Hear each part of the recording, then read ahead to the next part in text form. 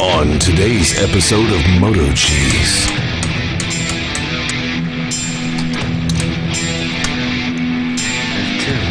So what's up, guys? I found one flaw.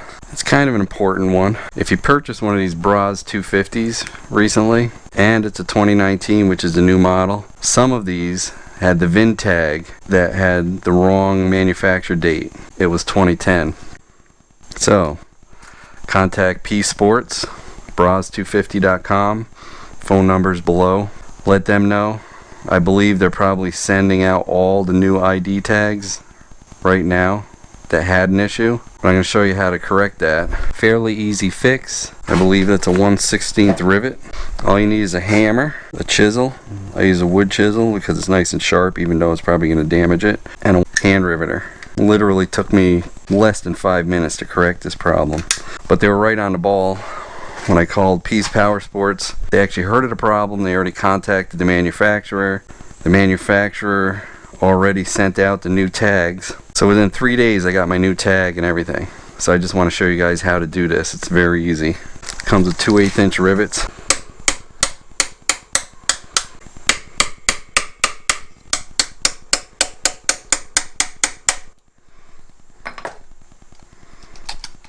There.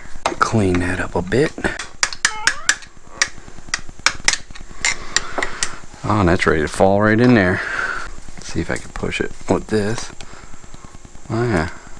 There. Perfect. See if I can get a little bend to her. Need a little bit more.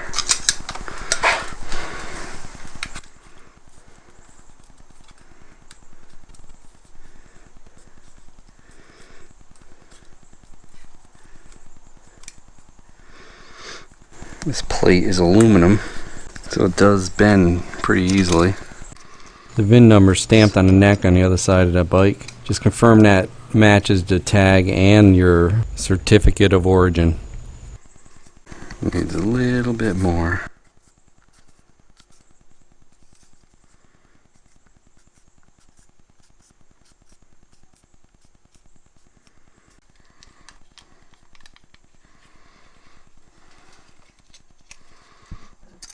Oh yeah, that's the perfect contour. That's good right there.